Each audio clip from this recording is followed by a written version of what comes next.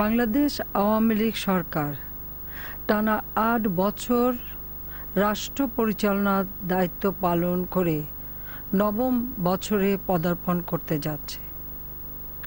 আপনারা এই দীর্ঘ সময় ধরে আমাকে এবং আমার সরকারকে আপনাদের সেবায় নিয়োজিত থাকার সুযোগ দিয়েছেন। এই জন্য আমি আপনাদের প্রতি গভীর কৃতজ্ঞতা প্রকাশ করছি। আপনাদের প্রত্যাশা কতটুকু পূরণ করতে পেরেছি সে বিচারের ভার আপনাদের উপরই রইল। তবে আমি এটুকু দৃঢ়ভাবে বলতে পারি, দেশের এবং দেশের মানুষের উন্নয়ন এবং কল্যাণের জন্য আমরা আমাদের চেষ্টার ত্রুটি করিনি। আমাদের মনে রাখতে হবে, বিপুল জনসংখ্যার এদেশে সম্পদের পরিমাণ সীমিত। মোকাবেলা করতে হয়েছে অভ্যন্তরীণ বিরুদ্ধ পরিবেশ, বৈশ্বিক বৈরী অর্থনৈতিক অবস্থাও উন্নয়নের পথে বাধা হয়ে দাঁড়িয়েছে বারবার। কিন্তু সব বাধা বিপত্তি অতিক্রম করে বাংলাদেশ আজ উন্নয়নের মহাসড়কে। দেশ যখন এগিয়ে যাচ্ছে, তখন একটি গোষ্ঠী ইসলামের নামে সন্ত্রাসী কর্মকাণ্ডের মাধ্যমে দেশে অরাজক পরিস্থিতি তৈরি করার অপচেষ্টা করছে।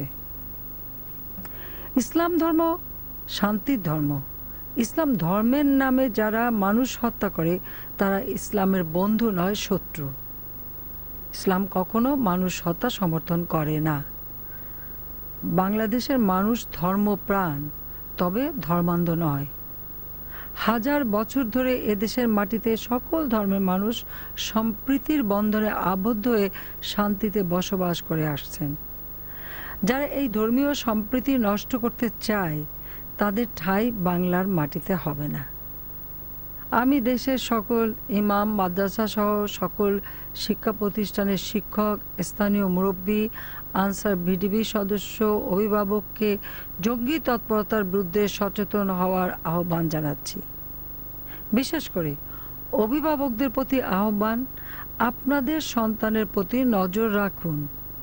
তাদের এমনভাবে পরিচালিত করুন যাতে তারা ভুল পথে পা না বাড়ায়। আমরা চলতি মেয়াদের ৩ বছর অতিক্রম করলাম। আমাদের নির্দিষ্ট মেয়াদ শেষে নির্বাচন অনুষ্ঠিত হবে। আমরা গণতন্ত্রে বিশ্বাস করি। জনগণের প্রতি আমাদের পূর্ণ আস্থা আছে। মহামান্য রাষ্ট্রপতি নতুন নির্বাচন কমিশন গঠনের উদ্যোগ নিয়েছেন।